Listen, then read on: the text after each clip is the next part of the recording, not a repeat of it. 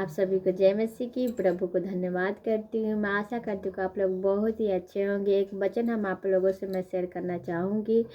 ये भजन संहिता 121 में पहला आयत में लिखा है, मैं अपनी आँखें पर्वतों की ओर लगाती हूँ, मुझे सहायता कहाँ से मिलती है? मुझे सहायता यहोवा की ओर से मिलती है। हालेलुया। इस वचन में कि मैं निकाल करके आप सभी को मैं समझाऊंगी प्रभु की वचन को मैं।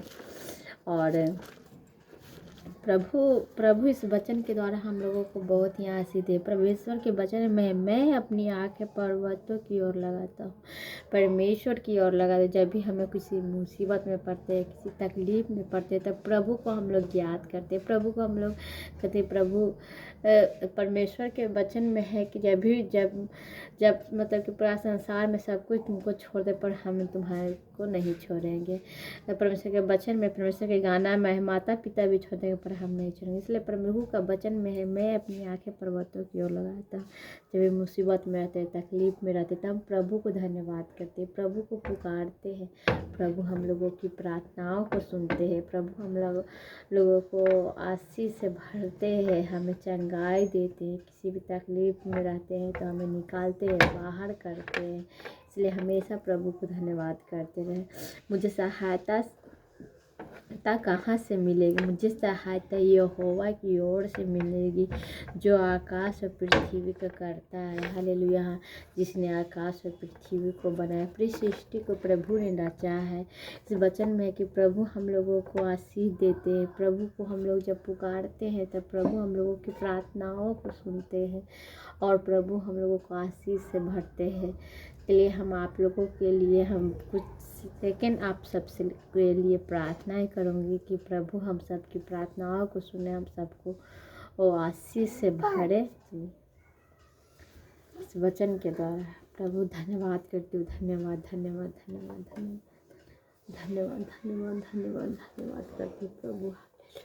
Hallelujah hallelujah hallelujah. प्रभु जितने भाई बहन प्रभु इस वचन को सुन रहे, प्रभु सबको आशीष से भरे। यीशु राजा आज से आपसे कहती हूँ, प्रभु सबको आशीष से भरे। प्रभु सबको चिंता है, सबकी तकलीफ दे। किसी भी व्यक्ति जो बीमार में उन्हें चंगाई दे प्रभु। हाँ प्रभु उन्हें आशीष से भरे। प्रभु यीशु राजा हालेलुया। मैं आपको धन्यवाद करती हूँ। धन्यवाद प्रभु। हालेलुया। मैं हर गलती गुनाह पाप की क्षमा करें प्रभु। पूरी बातों में आदर महिमा देती है प्रभु।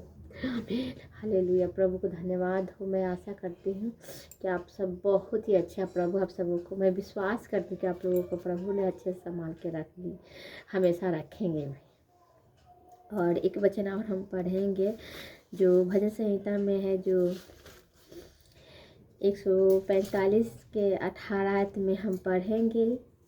जितने यहोवा को पुकारते था, जितने उसको सच्चाई से पुकारते, उन सबों के वह निकट रहता है। हालेलुया। परमेश्वर के वचन में है, जितने यहोवा को पुकारते, जितने यहोवा को पुकारते हैं। प्रभु के वचन में प्रभु को हम लोग पुकारते हैं तो प्रभु हम लोगों को निकट, हम लोगों की पुकार को सुनते हैं। प्रभु को हम लोगों को आशीष से भरते हैं।